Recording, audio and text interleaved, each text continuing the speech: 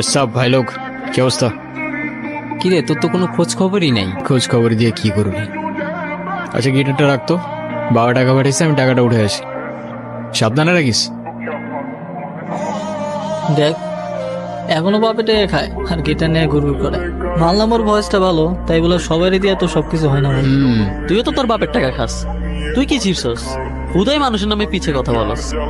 আসসালামু আলাইকুম ভাই। আসসালামু আলাইকুম। ওয়ালাইকুম সালাম। দেখি গিটারটা। ভাই এটা রোহানের গিটার। রোহানের গিটার?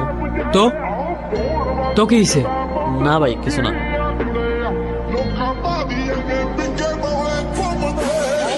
হে যা, ছিঁড়ে গেল তো। ভাই এটা কি করলেন?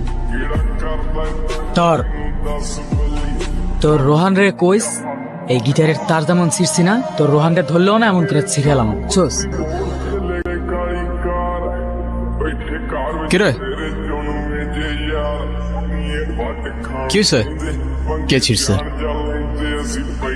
জাকির ভাই।